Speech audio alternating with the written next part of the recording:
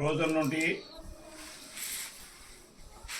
మన రాష్ట్రంలో జరుగుతున్న రాజకీయ అనుచిత వ్యాఖ్యలపై మా ముఖ్యమంత్రి వర్యులు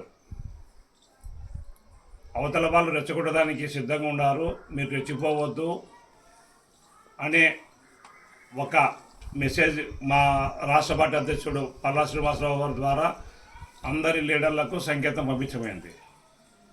కానీ ఇది మంచి సదుద్దేశంతో రాష్ట్రం పురోగమన దిశగా పయనించాలంటే శాంతి భద్రతలు ముఖ్యం కాబట్టి మనము అవతల పార్టీ వాళ్ళకు పని బాట లేకుండా ఉంది.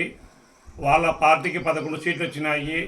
వాళ్ళ పార్టీని మైలేజ్ తెచ్చుకునే దానికి లేనిపోని అభాండాలు అవాస్తవాలు అనుచిత వ్యాఖ్యలు చేస్తుంటారు కాబట్టి వాళ్ళ మాటలు పట్టించుకోవద్దు అని చెప్పడం జరిగింది. కానీ ఇప్పటికైనా కూడా వైకాపాలోని ముగ్గురు లీడర్లు పేరు నాని గారు, జోగి రమేష్ గారు, అమ్మటి రాంబాబు గారు, వీళ్ళ ముగ్గురు మంత్రులుగా పనిచేసిన వ్యక్తులే. అయితే ఈ రాష్ట్రంలో చాలామందికి తెలియని విషయం ఒకటి ఉంది. అంటే నాకు తెలుసు, నాకేం ఒకటని కాదు, కానీ చాలా తెలియని విషయం. ఈ రాష్ట్రంలో కమ్మ మరియు రెడ్డి సామాజిక వర్గాలే ఎక్కువ ఆధిపత్యం ఉంటాయి. అయితే ఆ 2 కులాలకు సంబంధించిన వ్యక్తులు, వైకాపాలోని వ్యక్తులు ఎక్కడే కానీ ఎవరి మీద కానీ ఏ నాయకుల మీద కానీ ప్రభుత్వం మీద కానీ అభాండాలు కానీ అసంబద్ధ ప్రలాపనలు కానీ ఎలాంటి చేయకోకుండా గమ్మున వాళ్ళ పని వాళ్ళు చేసుకుంటారు.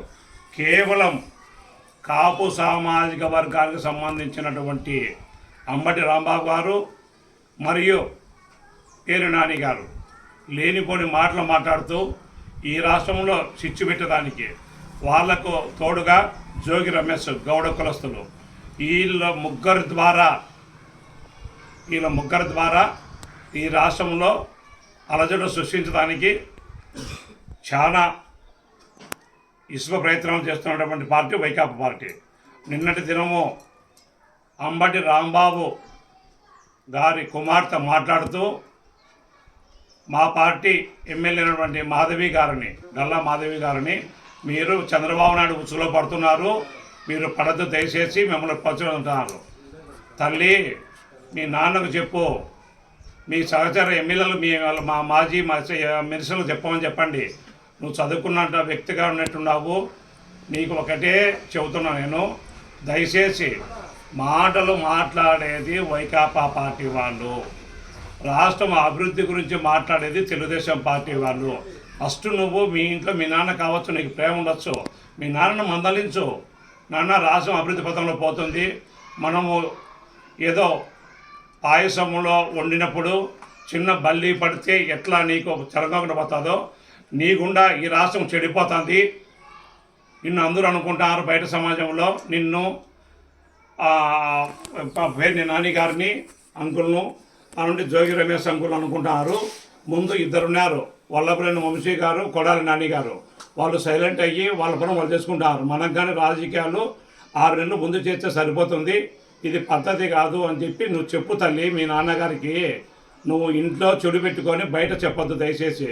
కావున ఎక్కడైతే కమ్మ వాళ్ళు కానీ రెడ్లు కానీ, అంటే ఏదైతే ద్వితీయ స్థానంలో ఉన్నటువంటి వ్యక్తి పెద్దిరెడ్డి రామచంద్రారెడ్డి ఈరోజు నోరు కట్టేసుకొని ఉన్నాడంటే ఆయన పెద్దరికాన్ని నిలబెట్టుకుంటున్నాడు. అట్లాగనే ఈ ముగ్గురు కానీ లేనిపోని ప్రభుత్వం మీద, మా అధినాయకుని మీద, మా యువ నాయకుని మీద, మా మంత్రుల మీద అసంబద్ధ ప్రలాపనలు మాట్లాడుకోకుండా గౌరవంగా బతికేదానికి ఇప్పటికైనా ఆలోచన చేస్తే మంచిదని సవినయంగా తెలియజేస్తున్నా.